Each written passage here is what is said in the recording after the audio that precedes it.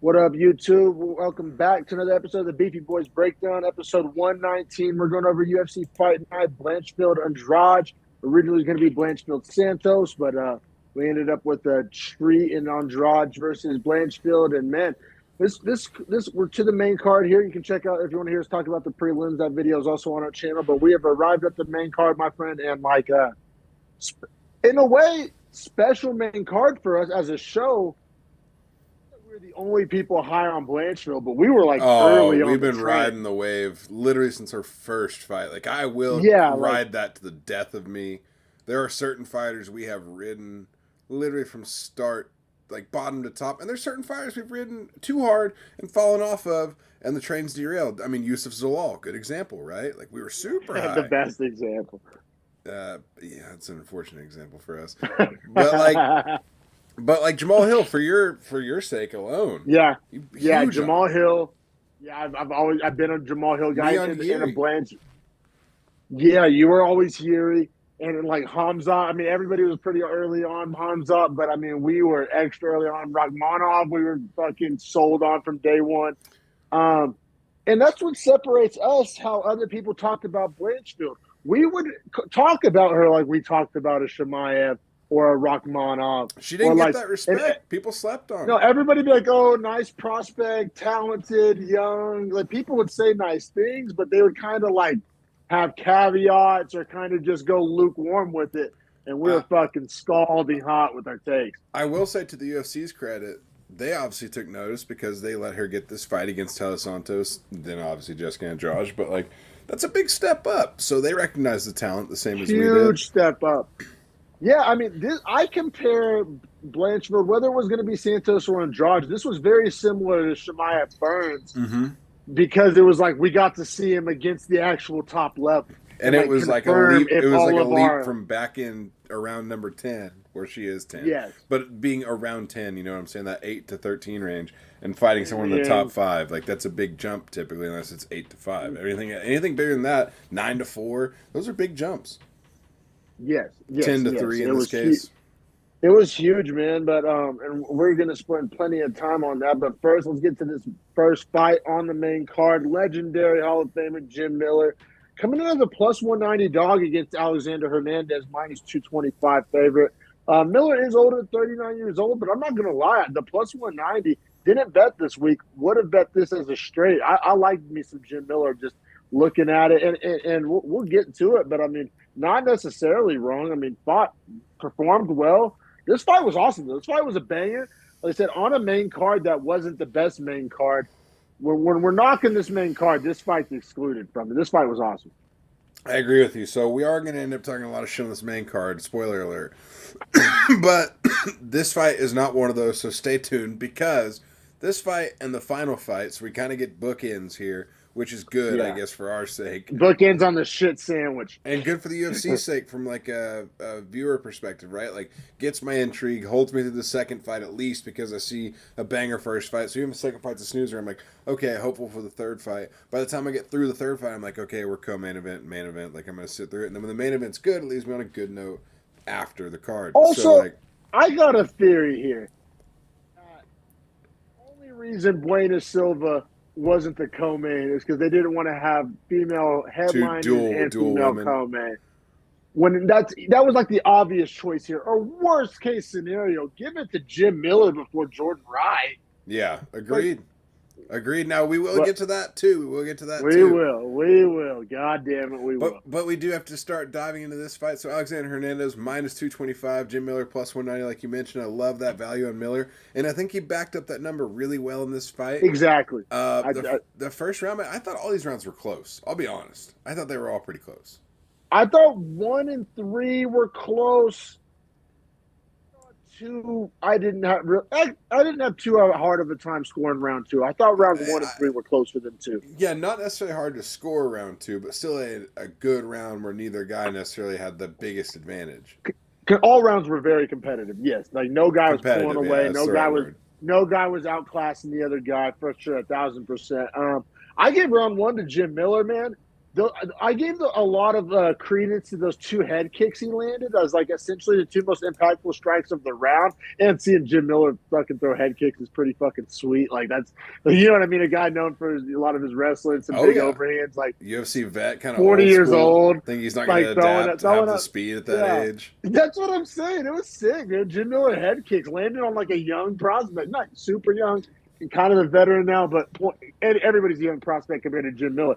And Yeah, no joke. also, like Jim Miller was having success, though, was a little interesting to me. He had a very like blitzing style, which it was working, but it was also a little bit concerning. Like it's hard to kind of like not sustain it, but it's kind of easy to figure out, if you will, right? Like guys are going to figure out counters and like answers to that kind of blitzing style.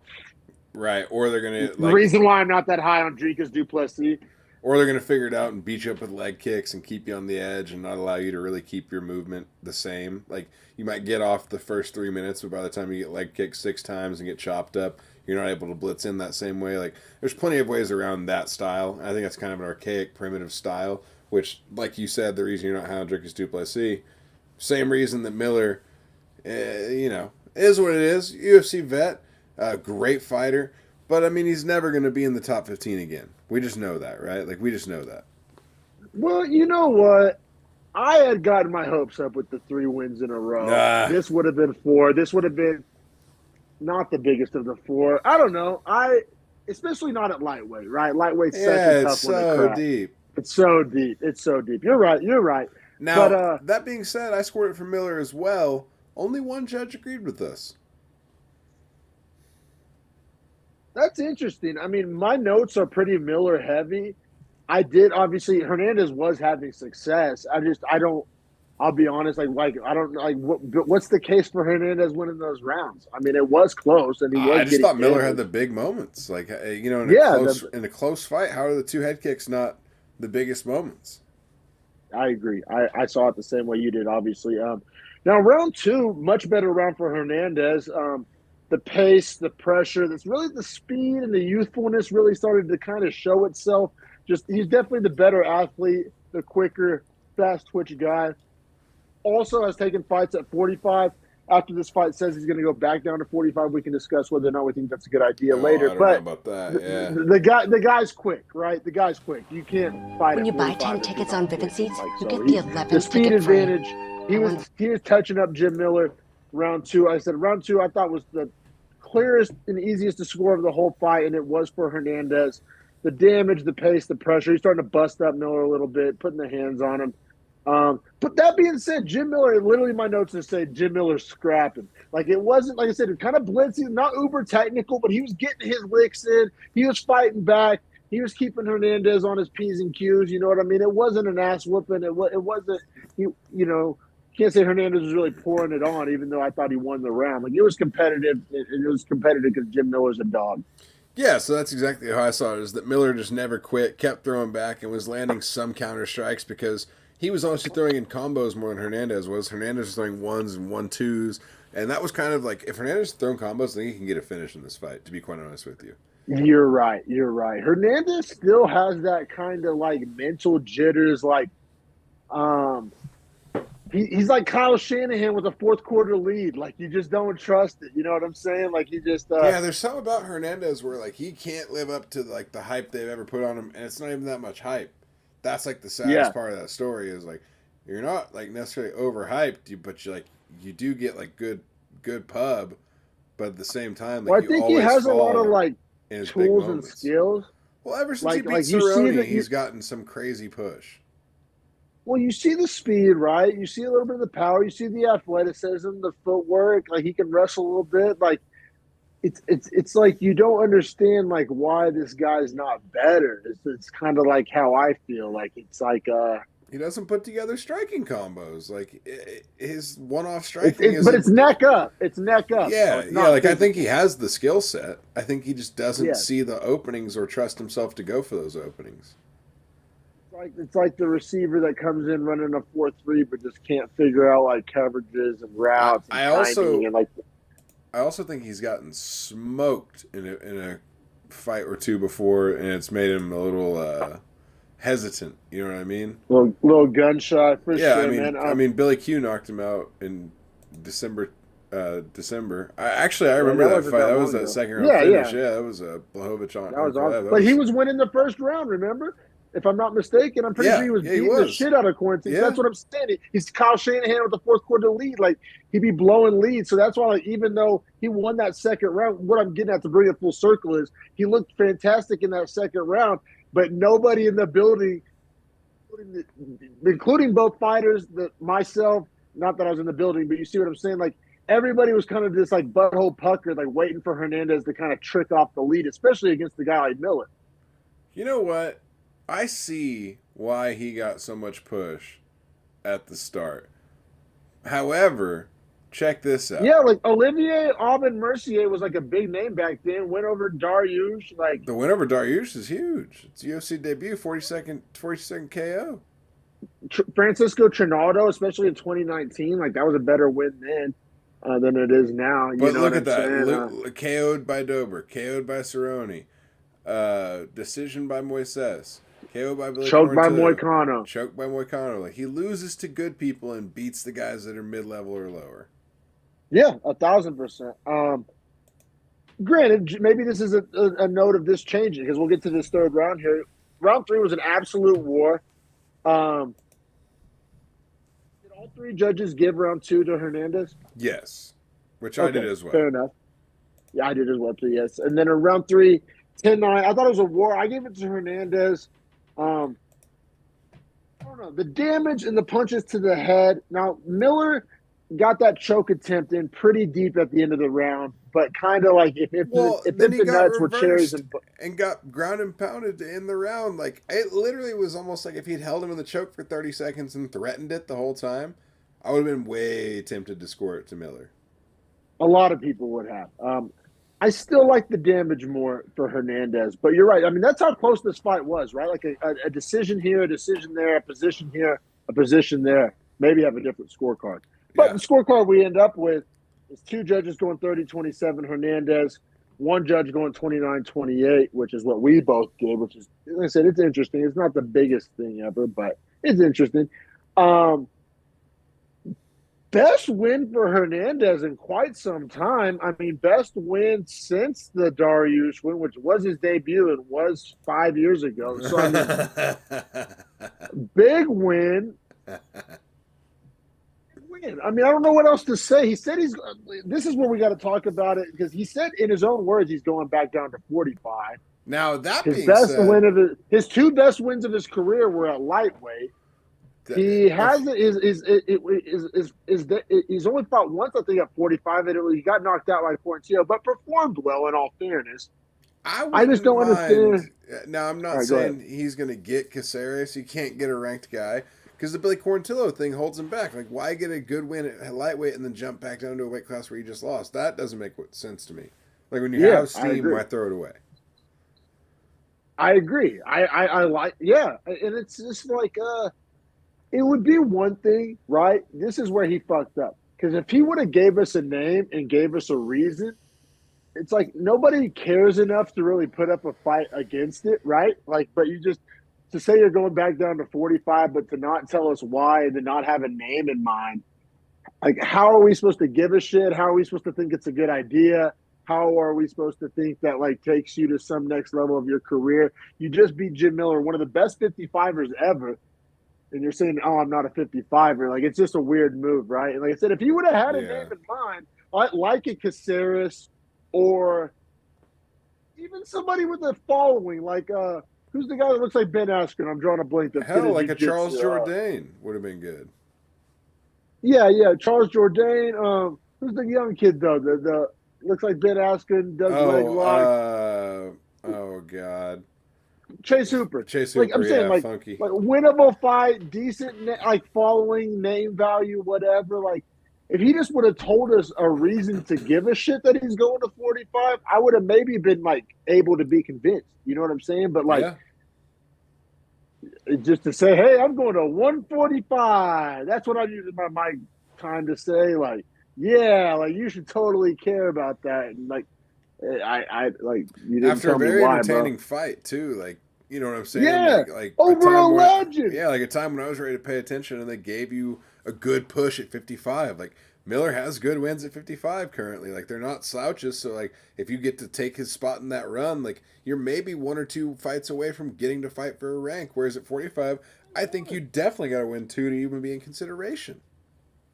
No, I think he fumbled. I think he Tommy fumbled that one. But yeah, I mean, that being said, we can keep it pushing. I think we're talking about this fight for so long because we are like not looking forward to talking about the next Oh three. wow, But one of let's this next fight specifically, man, I think might be in my top 10 worst fights of all time, and that's it was specifically due to one guy. You're going top 10, then I'm there with you. Top 5, we may have a discussion. Yeah, I saw top a five would be couple tough. I've seen some way worse fights, like obviously the Rose, Aspen Ladd fight, the Rose Carlos Barza, the Ngannou the fight. Lewis. Yeah, and Ngannou Lewis, yes. I saw people trying to say this outranked those. That's a casual take. Yeah, that's a super casual take. Well, worst fight fucking ever. Let me get a 5-piece. But That's like, a large garlic parmesan fry. that was a big garlic parmesan. But seriously, man, let's get to this fucking dog water of a fight. We got William. I'd rather lift weights than actually train Knight. Oh, yeah. Minus 130. The bodybuilder. 510 light heavyweight. Yeah, he does 600-pound leg presses instead of fucking, boxing or doing jujitsu. Yeah, I'm not even going to call him a fighter. I'm going to call him a bodybuilder. He needs to do slap fighting or some shit. So, I mean, his shoulders and arms don't make sense. Like, he only fights at 205 because he's over-muscled. And then he's fighting. He fights Marcin Prachnio to 6'3", the exact opposite build, plus 110 dog. I'm not going to try to be hindsight 2020 guy and say that I like the Prachnio value because Knight could have, in theory, going into this one, turn the lights off at any moment. But after watching this, shout out to whoever did take Prachnio at the plus 110. This is the easiest cash of all time. You could have watched one round and been like, oh, well, if William Knight's going to fight like that tonight, then cash my money. And I guess we got the entire fight the exact same. We do not, will not go round by round. Thank you. Yeah, but we should talk about number of leg kicks and why William Knight even has a job at this point. If I'm not mistaken, me. And overall fight stats, I'd love to talk about those. Third most leg kicks landed in a light heavyweight fight ever, I believe, is the stat. I do believe 63. 63 was the final number. And Knight, it was one of those things. So, the first, 3 leg kicks, he was like, oh, and we're talking about calf kicks specifically here. Generally speaking, he did mix it up and go to the thigh. But generally speaking, we're talking calf kicks here. And he was just he wasn't checking him. He wasn't getting out of the way of him. He was just eating He wasn't getting out of range. Acting like it was pussy of him to get kicked. Like it was the weirdest It was like street fighting. I've never seen some shit like it ever in the UFC in my life. And for the first 3 to 4 minutes, I was like, okay, he's going to blitz him. This can't go on forever. Yeah, at some point you're going to break and you're going to say no more. He's going to clinch him against the cage. It's not that I had faith in Knight to win. I just had faith in Knight to engage in some form of offense, of combat. And it just never came. It was like Rose Esparza, except for one person was throwing leg kicks. You know what I'm saying? Knight never ever engaged. I think he threw single-digit punches the whole fight. Is that a real stat? Or I know it was 3 per round, and it was a 3-round fight. He threw 33. He landed 8 in total. Now that being said, he landed 6 leg kicks that were significant strikes, 1 kick to the body that was significant strike, and landed 1 punch. 1 punch to the chest. He didn't hit him in the head once. Yeah, and that's exactly what it looked like. Sometimes you'll watch a fight and you'll hear a stat like that, and it'll kind of catch you off guard. That is exactly what it looked like. Because in my mind's eye, I'm I don't think Knight hit him once, and kind of didn't. You know? Yeah, kind of really didn't. He didn't engage offensively or defensively. Like I said, he didn't check a single kick. Didn't push for clinch control in the cage. He has zero control time. He has 3 takedown attempts, and they were all dog shit takedown attempts. Like, literally, like, he didn't even care to try. Like, it looks like a guy that didn't want to be in the UFC, man. I'll be honest.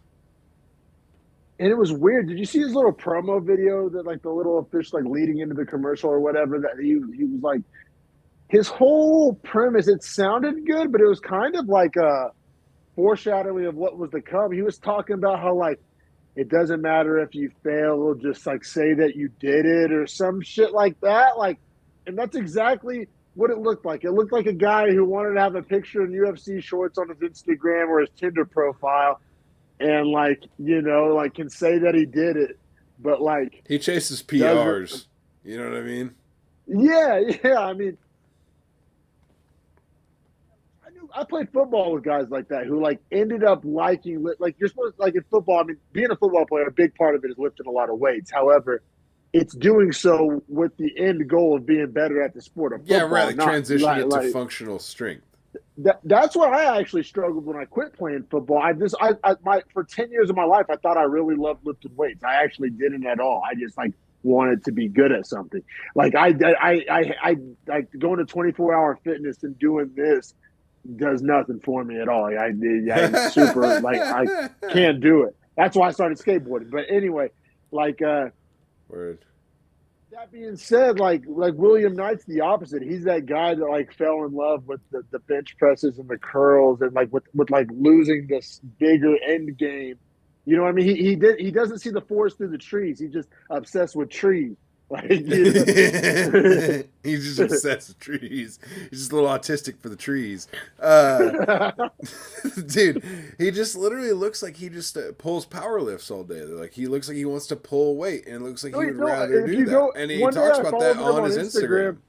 Yeah, if you look at his Instagram, you might not even know he's a fighter. Like he always clips are just like gym clips. Like it's not even like cool like power clips. It's literally like leg press and like the wackest shit. And like the picture they have of him as his UFC profile picture, old as shit, because he's way bigger than when they signed him.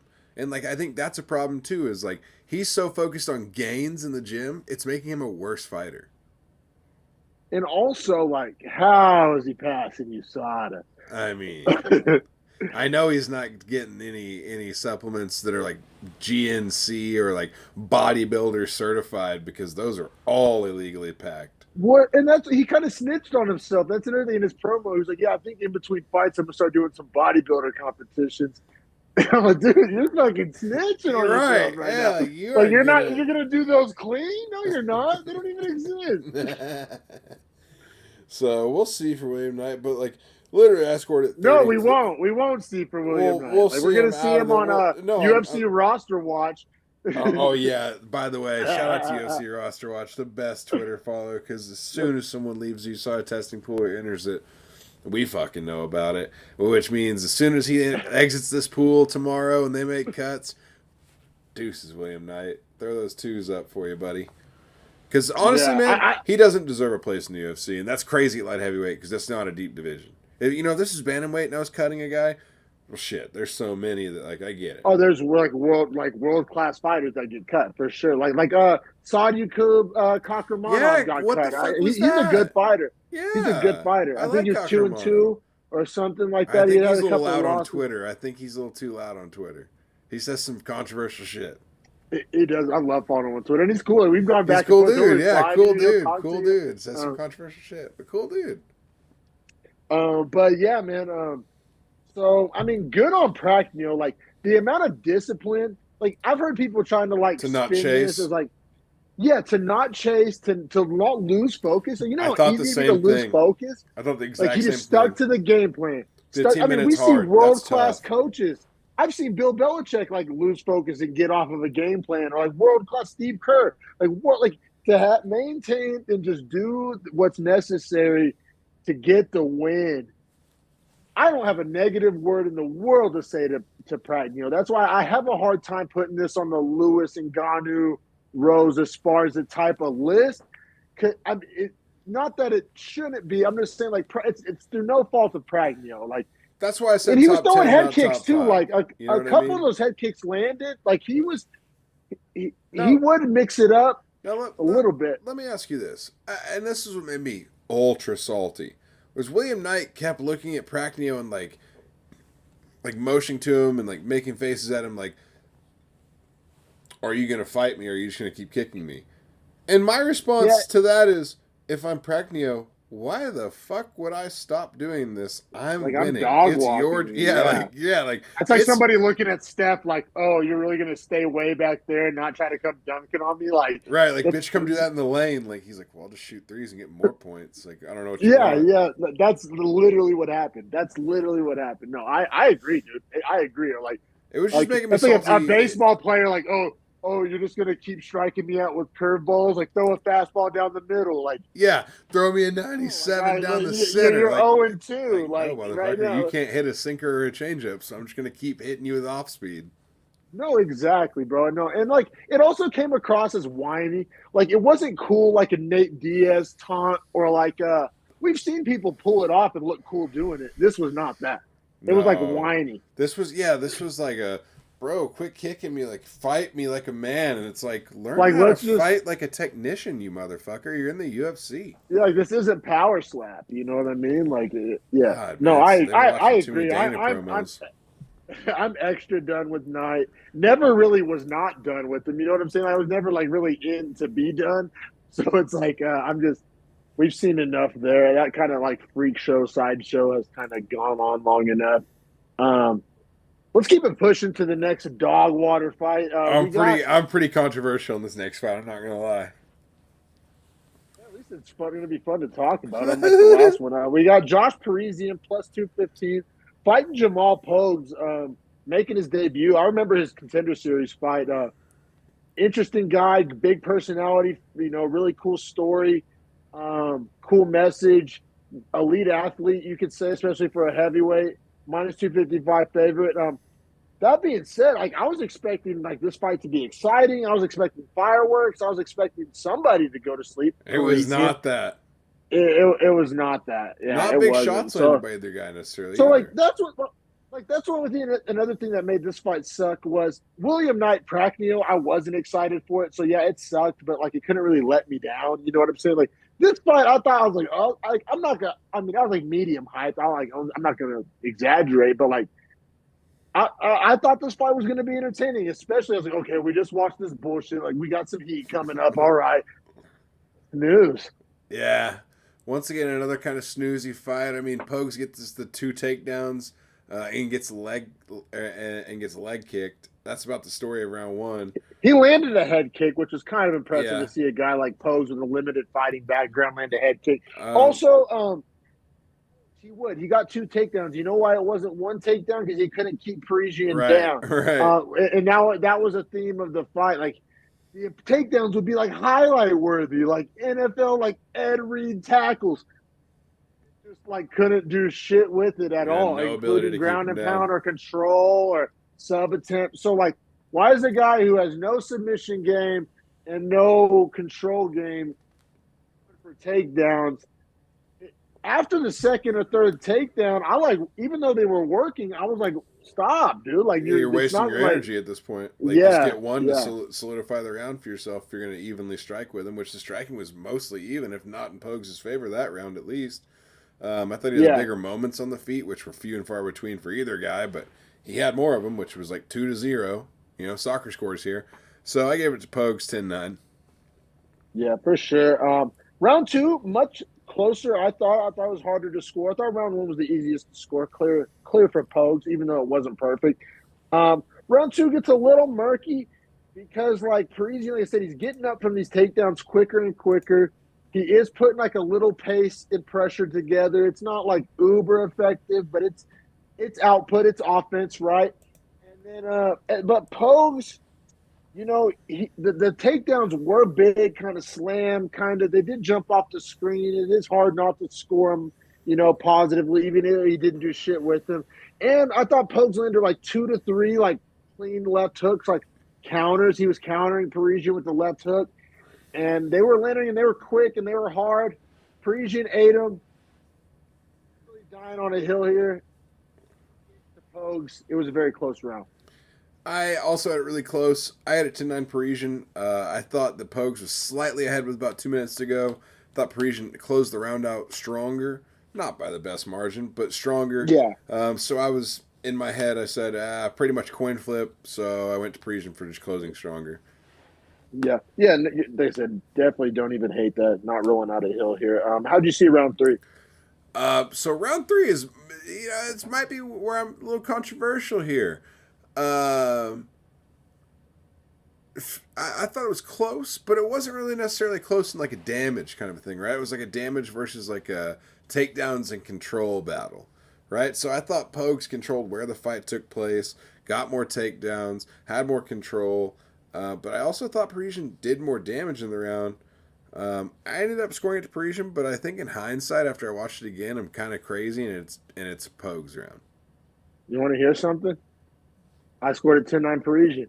I think you're crazy for your round 2, but not even that crazy. I thought rounds 2 and 3 were really close, really competitive. The fact that judges were so Pogues heavy is a little weird. I don't think you're crazy for giving round 3 to Parisian. I did. Like exactly what you said. The volume, the significant strike numbers, the pace, the damage, the ground and pound at the end of the round. Pogues once again getting takedowns, doing dick with him, and just looking Yeah, that was more my and more problem, tired. is that he was getting the takedowns, but could do literally nothing with them. It was like a control and takedown with nothing versus like taking and then he got damage in reversed between. on one of them, right? Isn't that how? Isn't that how? Because Parisian didn't get a takedown. That's how he got the ground and pound, was by reverse. So Pogues, it's this weird blend of like athletic wrestling with dog shit grappling. And for those that like conflate those two terms, like this is the example of both. Because we've seen the opposite. You usually see the opposite. You usually see these high-end jiu-jitsu guys who can't get the fight to the ground because they have dog shit wrestling. You rarely see the guy do the most beautiful blast double you've ever goddamn seen whenever the fuck he fucking wants to, and then just it's all for naught every time. It's just not like Parisian's some high level guy. Right, yeah. Well, that's the other thing here, too. Like what is Almeida do to Pogues? Yeah, well, and Pogues at 250, I mean, obviously isn't cutting too much weight, so, I mean, for him to be that athletic to get those blast doubles like that on a guy that's 15 pounds heavier, I know that's heavyweight, so it's not the biggest advantage, but still, 15 pounds, 15 pounds. But he made it look easy, so good on him. Now, that being said, one judge has it 29-28 Pogues. The other two have it 30-27 Pogues. The one judge does have Parisian winning round 2. So that being said, I mean, this fight's actually way closer than you think. Oh, no, this fight was close. Now, you could argue it's close because I think we made this fight like sound cooler than it was. Oh, terrible fight to watch. Like if Parisian has any takedown defense, I think he wins the fight. Or like if Parisian landed like a clean power shot, like anything Parisian landed was like kind of like jabs, and like nothing was really crazy. And I'll say, for a guy like Pogues, whose main box that he checks is athleticism, he's a weird guy because, like I said, wrestling, no jiu-jitsu, but also like speed but no power. Like, how are you a heavyweight with speed but you can't? Like, he never really wobbled Parisian. Like, he's landed a couple clean hooks, clean left hooks on the jaw. That, like, I mean, how can a heavyweight that's really athletic land clean left hooks on the jaw?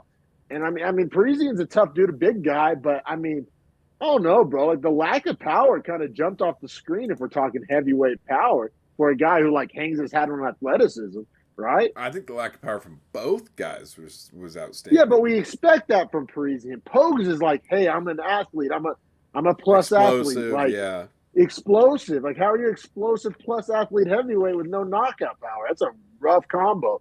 Kind of not stoked on Pogues. I do not have almost any coal in the train, man. I'll be honest. Like, that's like a lower end win where I think Parisian gets cut. I think there's a lot of fighters up to be cut. No, I think I might have even retweeted it from a Beefy Boys account. I definitely liked it. Somebody put together a tweet. It was 5, maybe even 6 names from the list, like Oven St. Preux, Parisian, one other guy we'll get to, William Knight. It was a list of like 5 to 6 guys. Yeah, I had 3 or 4 that I definitely wanted to go. The girl that Buena Silva beat up. Oh, Landsberg? Landsberg. I mean, I think she gets one more. 40 on a 5-0 streak. You got to give her one unranked fight before you cut her. You can't just cut her from being ranked. But point standing. Yeah, she's A one lot of- fight away, if not ready to be there. Yeah, for sure, man. Now, let's speaking get this of which, one- let's talk about one of my next potential cut candidates. yeah, the chopping block. Oh my god, who this somehow fucking found guy. his way, This motherfucker. You know what I mean? stumbled his way into a co-main event. We got Jordan overrated Beverly Hills Ninja Wright plus 235 versus Zach Palga, Ultimate Fighter finalist, fought Mo Usman at heavyweight, now moved down to light heavyweight. Also former NFL fullback. Interesting guy, Zach Palga, minus 280. Now, good thing he's an interesting guy because his style is everything but. Yeah. Super snoozy style, clinch heavy style, which as a football player makes sense. Like that would translate. If you're a fullback, clinching people would make like a lot of sense to you as a guy who played fullback. Like being able to be in tight, use your hands, kind of get over the top, yeah, underneath. similar muscles, like a lot of push-pull mechanics there. Exactly. Yes. Head position even, right? Like head position as a fullback, really massive, which is like all he did the whole fight was and like being able to change levels and get a takedown. Or put his forehead and Wright's chin for fucking, that's how you're taught as a fullback, as a linebacker, put your fucking screws of your helmet in their chin. And being able to that's all forward, he did. You know what I mean? Like having that forward pressure, I'm sure, as a fullback. Hell, Volkanovski from wrestling has that forward, or from rugby has that forward pressure in him. But yeah, so here's my point with this fight, and I want to bring this up. What the fuck who paid Lorisenko to suck him off before this fight?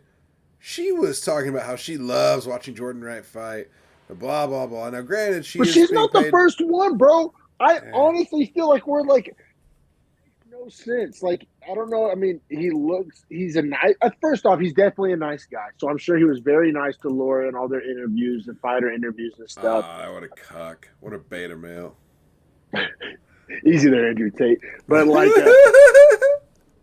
fucking don't traffic any Romanian women on the podcast. But don't worry, I'm only going to steal them from America and traffic them in Romania. Import export, baby.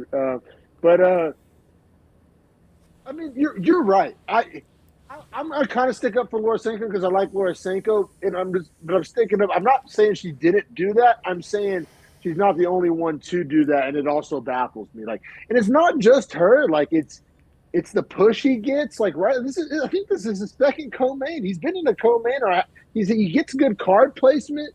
He fights good. He fights good names. It's a problem, man. Bruno Silva, Jamie Pickett, Joaquin Buckley, Ike Villanueva, Anthony Hernandez, Marc-Andre Barrio, Dusko Tudorovich. I mean, he fights pretty good names. And honestly, he was 2-4 in the UFC coming into this fight.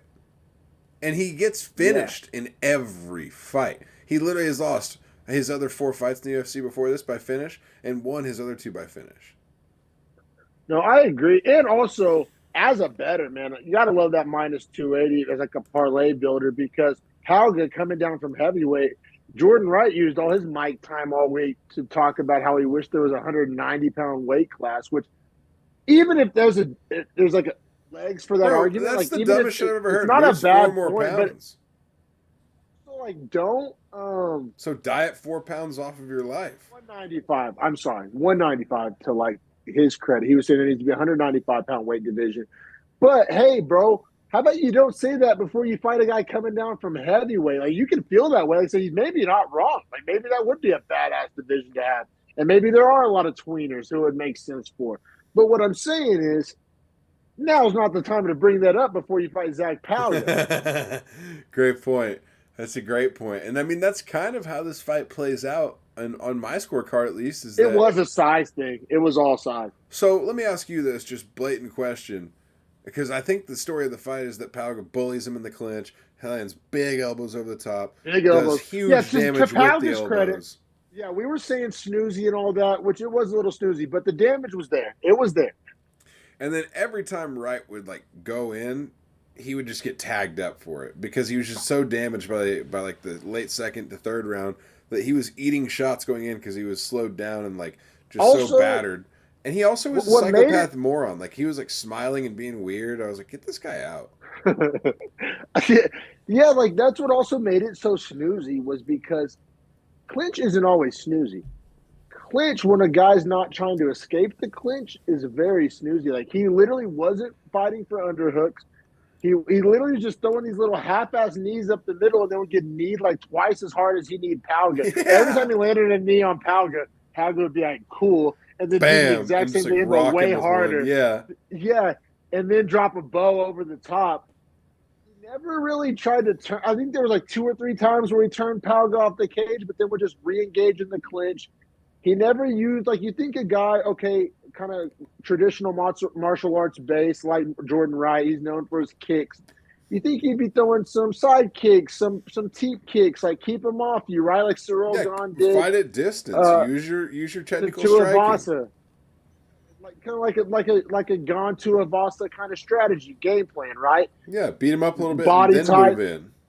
Yeah, and he just I'm over Jordan Wright. I don't think he's UFC caliber, but I felt that for like 4 or 5 fights now. Like the first time I ever saw Jordan Wright fight, I thought he was a cannon. I kind of am not wrong.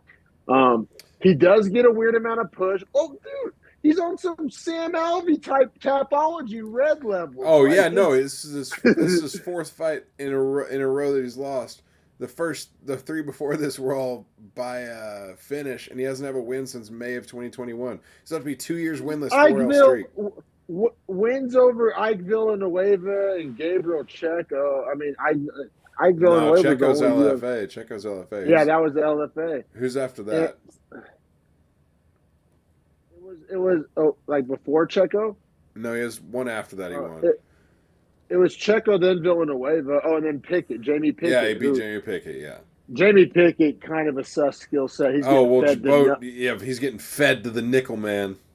Yeah, it's a no bickle, but the Nightwolf is no bickle food. But I mean, Zach Palga gets the win, and it's hard to say it's a bad win. There is some slanderous robbery we got to talk about here. One judge scores is 29-28.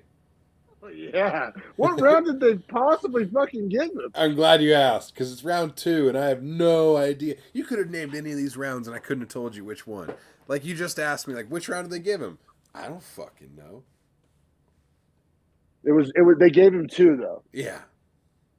I'll say that was Palga's probably worst round.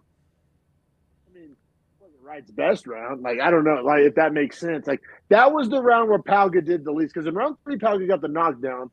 In round 1, a lot of damage with the elbows. It was like the least margin. Like, if you were to give Wright any round, which I wouldn't. Like, the 2, if they would have said 1 or 3, I would have had a lot bigger problem with it. I'll put it that way. I still think it was wild. I think the judging has been so wild. Judging has been so bad recently in mixed martial arts, man. Like 2023 is off to a bad start for judging. But for Palga though, I guess they count the Usman fight as an actual UFC fight. Yeah, they do. So he's 1-1 in the UFC, but he's 1-0 at light heavyweight, which is his actual division.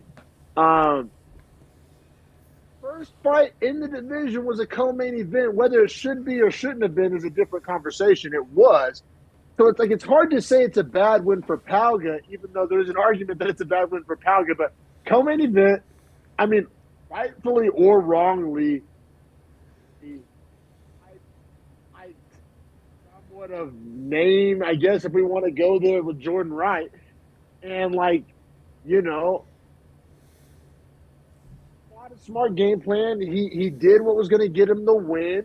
Did he show us a ton? No, but also just because you didn't do something doesn't mean you can't do it. Like I'm not shoveling coal, but what I am doing is giving the benefit of the doubt to Palga, if that makes sense.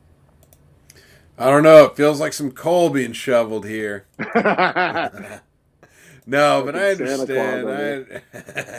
I understand though, because like Palga is 7-1, is fighting at a new weight, does look a lot better in shape at that weight, and probably only to the Ultimate Fighter heavyweight because they didn't have a light heavyweight season. You know what I mean? Exactly. And the repeated weight mix, and he got flatlined by Mo Usman, but he was winning that fight until that point. Like frustrating him and dominating the fuck out of him.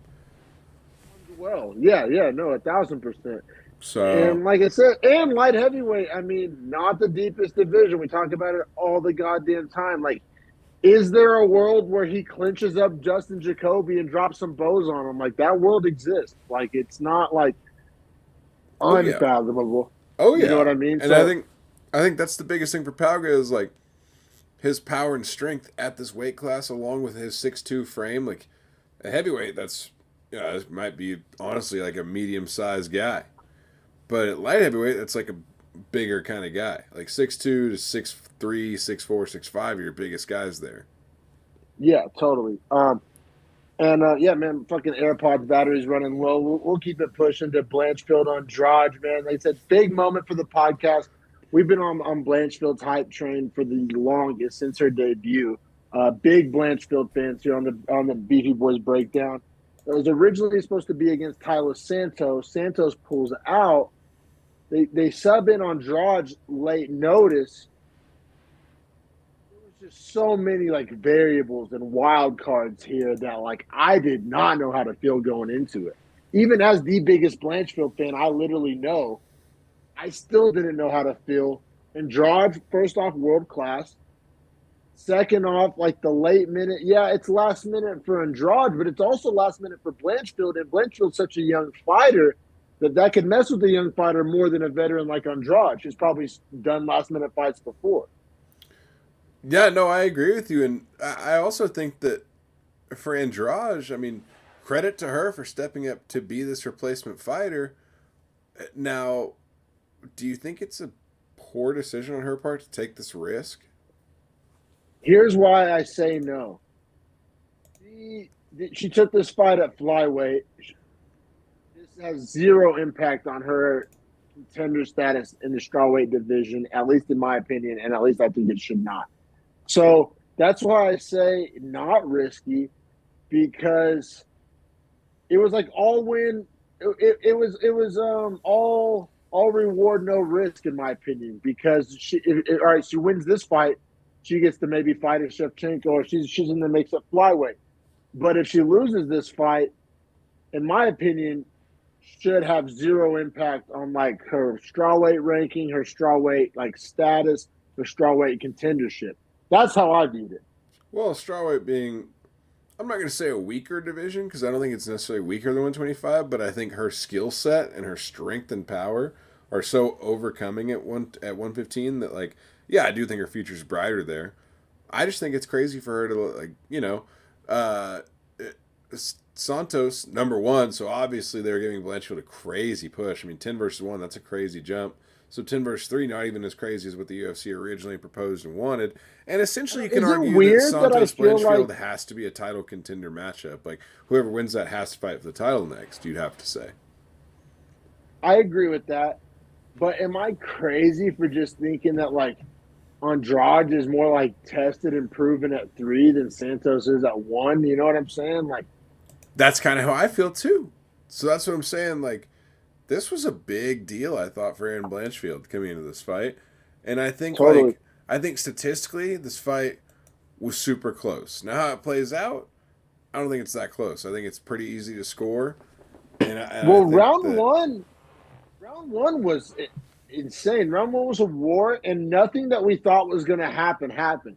Everybody thought that Blanchfield was going to have to get takedowns, and that if it was a striking fight, Andrade tunes her up. That's what anybody that tells you otherwise is hindsight 2020 and a liar.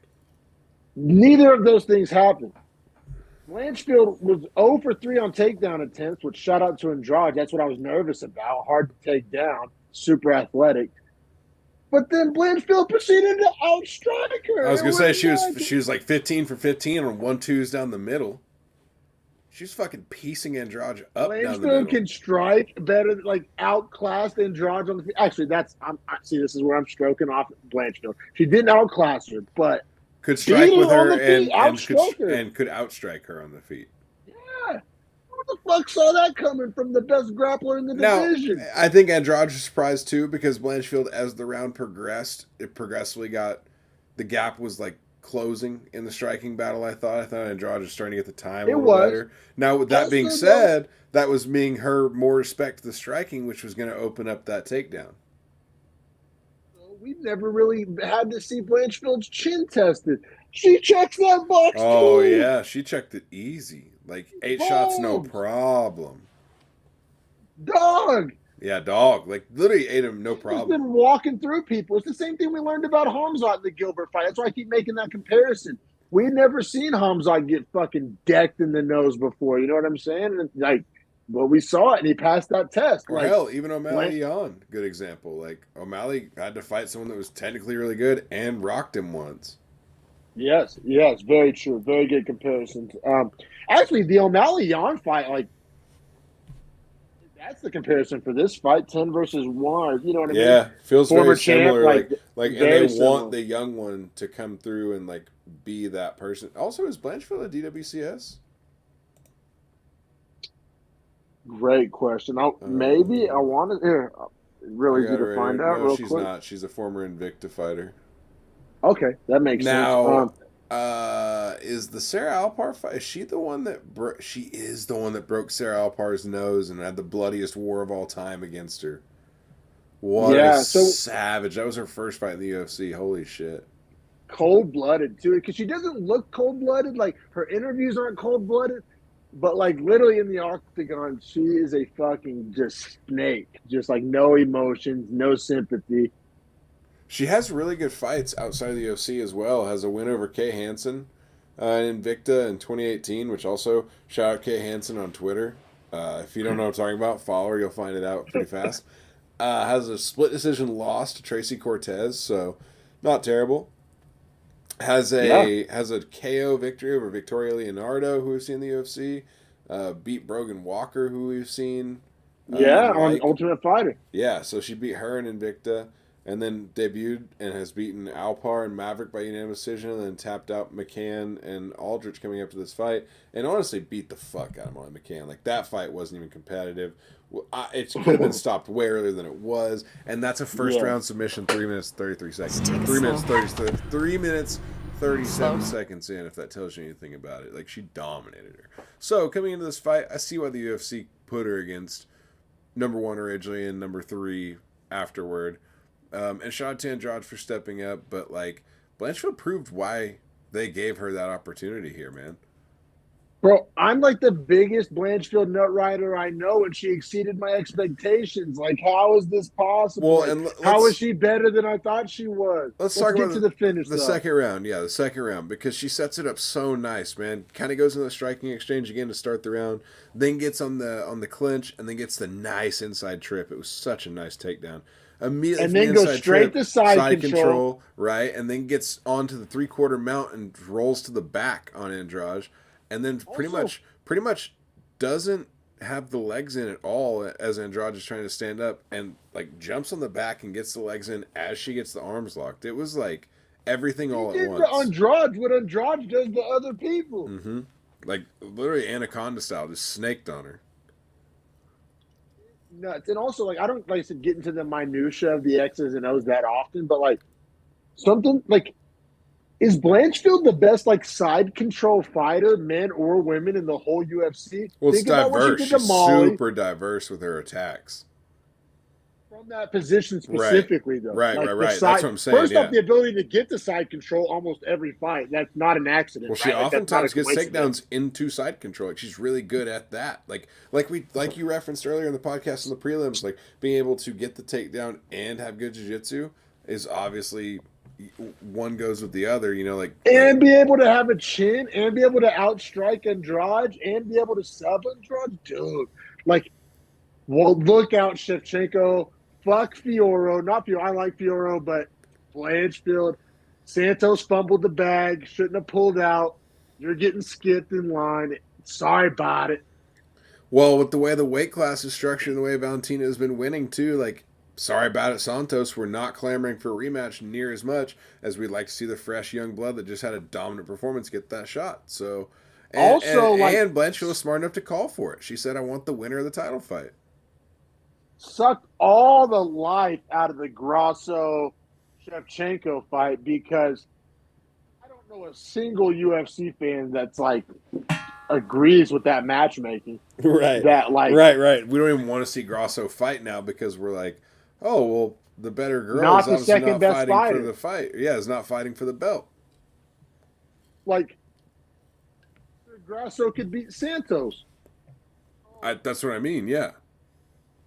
And I think Blanchfield beats them both. So that's what I'm saying. It's kind of a Fugaze title fight coming up. That's exactly how it feels. That is exactly how it feels, man. Now, Blanchfield does get the other performance of the night bonus for anyone who was tracking him at home. This will be our last bonus of the night, but deservedly so, man. And, like, what's next for her? Obviously a title fight. Yeah, or yeah, and it has to be a Santos title fumbled fight. that bag. That's what I'm fumbled. saying. She fucked it up, and it's on her, man, which is unfortunate, but I think that's how it sits. Now, what do we got coming up next week here? Krylov spin, which this card's low-key gas, bro. I saw some people on Twitter like eye rolling and like saying how like, oh, we don't got shit till Jones gone. The return of Tatiana Suarez. Bro, my guy Andre Muniz, one of my favorite middleweights. I love Muniz fighting Brendan Allen, who I think is overhyped. I think Muniz is minus 190. I need to catch that before it Charles grows. Johnson, Ode Osborne, Charles Johnson minus 175. Yeah. I love that for a parlay builder. Yeah, Tatiana Suarez is back. I'll watch him be weird and twerk and sub somebody. Joe Solecki can fight. Alves always impresses me. Sakai Mays isn't a bad fight. Muniz, Allen's great. Muniz minus 220. I love that value too. Like, I think he's going to wreck Brendan Allen. Me too. I don't think it's competitive. But I'm a Muniz guy. I'm a Muniz dick rider. And also Ryan Spann plus 145. Like, should be favored, right? Right. Like, probably should be favored. Like, if apparently like by a decent margin. Yeah. Like what? I might bet $10 to get $1 back on Tatiana Suarez minus 800. No, I honestly think, man, if I'm going to do a parlay next week, I think it's got to be, if we're talking big names, Ryan Spann, Muniz, and fucking Charles Johnson. That minus 175. You know who I don't hate throwing in that to juice the parlay is Dontel Mays over Sakai. Because Sakai is one of my least favorite fighters in the whole UFC. He's damn near can status. I'm not saying Mays is a world beater, but Sakai gets hit and Mays hits hard. I think that's a close fight, but I also think Sakai's lost 4 in a row. So yeah, that's what I'm saying. He's been KO'd in all 4. That's what I'm saying. Granted, that's Overeem Rosenstruik. Ass. That's Overeem Rosenstruik Tuivasa Spivak. So they're feeding Rosenstruik to Almeida. The worst matchup possible. Oh my god, poor Rosenstruik. Why he just gets the poor guy, man, just gets fucked. No, but I'm looking forward to next week. What's the odds on the Levitt fight? You know what? I'm actually gonna take. I guess it's Sakai. The odds on which fight? I swear to God, if you put $1 on Augusto Sakai, I'm putting $10 on him straight. Jesus. Come on, man. Don't do that to me, dog. All right, what was your question? I want to respect you. Jordan Levitt, what are the odds on that fight? Oh, Levitt's minus 105, Victor Martinez minus 115. So Levitt actually the underdog there slightly. I mean, am I a casual? Why is Victor Martinez good? Right, like I'm Levitt. Like, who are you, Victor Martinez? Because Levitt just fought Paddy Pimblett. You know what I mean? Like what? One subbed everybody not named Paddy Pimblett. Oh, and Martinez is making his debut off the Contender Series after a 3-round decision. Oh, let's hammer that Monkey Queen Turk.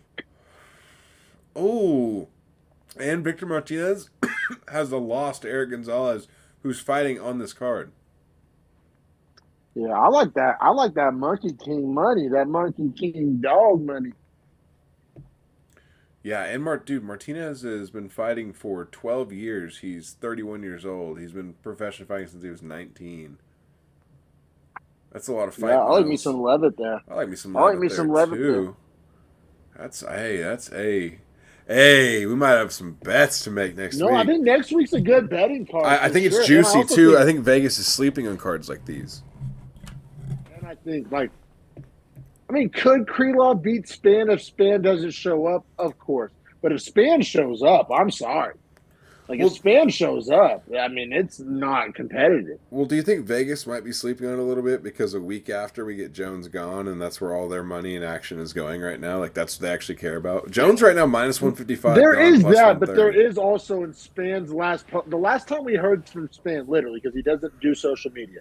The last time we heard a peep out of Span, he was telling us how he doesn't really train hard.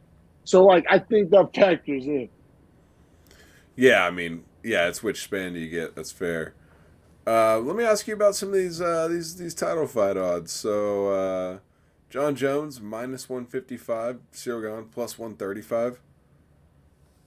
Call me a mark. Love the minus 155. Yeah, Call me too. Me a mark. Me too. If you're telling me that Francis out wrestled Cyril Gane for 5 rounds, John Jones is gonna dog walk him for 5 rounds. All right.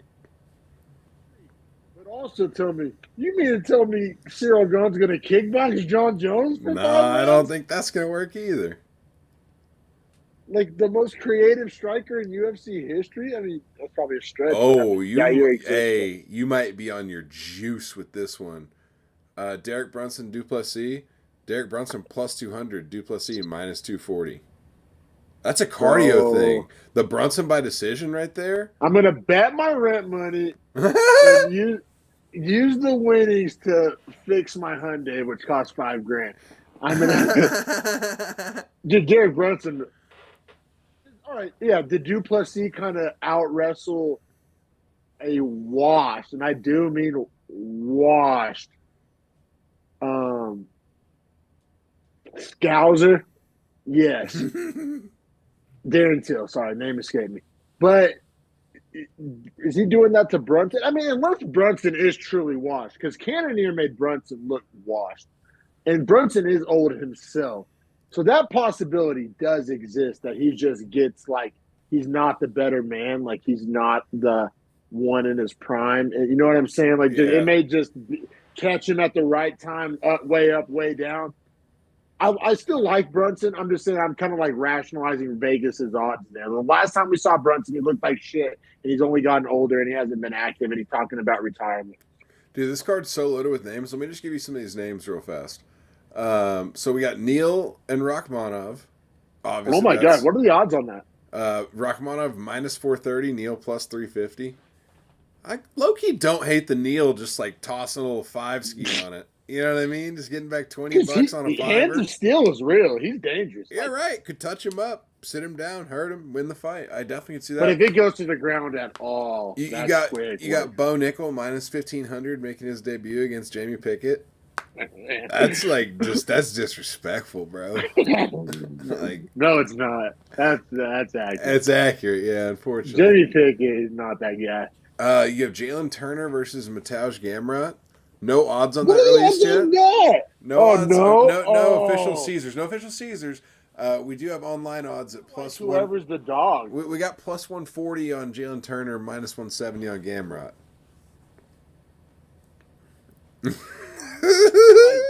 See, it's tough because I love me some Turner, and I but thought the he was wrestling, beat the fucking shit out of Dan Hooker. But the relentless it's a bad wrestling. Mm-hmm. Yeah, it's a bad matchup. But he's also like a light heavyweight that fights at lightweight. You have Cody Garbrandt, Trevin Jones. He's the Alex Pereira of lightweight. Yes, yes, exactly right. You have Cody Garbrandt, Trevin Jones. Garbrandt minus 170. What a great fall from grace. Hold on. I think my headphone officially died. This may be a wrap. They're out. Let's see. Is that one going to reconnect you? Oh, hold on. Oh, no, we can't hear you. You got to put him back in. Cut it. Man says cut it. Cut it. Oh, I can hear you again. I know. I think I came back. We're back on the earbuds. We're back.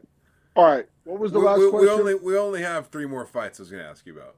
Okay. So Garbrandt, Trevin Jones. What a great fall from grace, Cody Garbrandt, minus 170. No bet. You can tell from my face because like your knee jerk goes Garbrandt all day. Trevin Jones is kind of ass, but like Also, the fact that that fight's being made, it tells you all you need to know about Cody Garbrandt's status. You got one of the Boscherot bros fighting against Damon Blackshear -400.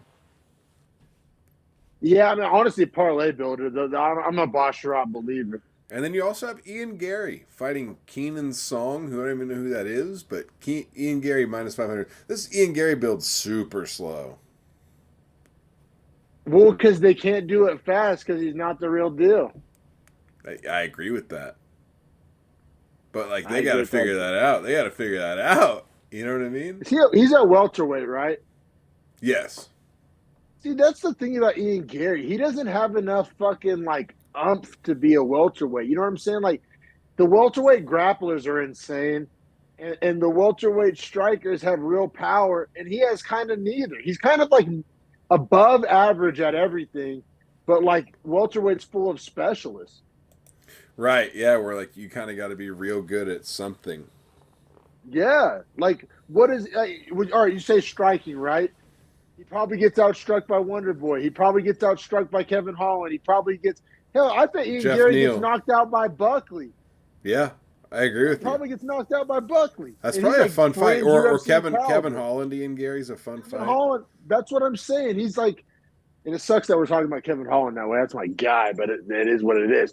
Hey, but he's a fun number 15 gatekeeper, and he's like super entertaining. So like, I don't have a problem with him being like a name more than he is a ranking. Yeah, you're right. But yeah, I'm out. I'm not an Ian Gary guy personally. I think he's like on some Patty Pimblett overhyped European shit. But hey, it is what it is. There's your preview. Next week we do have a gas fight night coming up. Dominic and I, it sounds like we'll have some parlays placed. Yeah, let's get it. Let's get this bread. Don't forget to like and subscribe. If we win money, you could be liking and subscribing and following our bets. The Beefy Boys will never lose parlay, is what we like to call it. Although it will probably lose most of the time. Disclaimer in the bottom. Hey, I'll say though, we're the king of like 4 for 5 or 3 for 4. God, I have a ticket that's 7 for 8. Yeah, so like literally, I had a 5 for 6 last weekend. So it's like, I'm not saying you got to like ride our bets verbatim, but like pick we're gonna give you a majority of fights. Like if you just want to pick one nuggie, just take one. Yeah. There's a good chance if you 1 out of 6 when 5 are right, we're talking about 83% success rate there. If you're going to pick 1 out of 6 and be right. We suck at assembling our parlays. We don't suck at picking fights. Correct. Yeah, if we bet all straights, which I should try one week, just $5 on every fight, just all straight. See how it turns out money-wise. Do the math. Maybe we'll try that this week. In the green, we get greedy. We'd be in the green if we had a more conservative betting strategy. We're just trying to fucking hit it big and buy some grills. Yeah. So, life's too short to bet the under, and I think that's the lesson here. People at home, we will see you next week. Yes, Don't forget, like and subscribe, click it below, comment, tell us what you think. We might be crazy. We're not.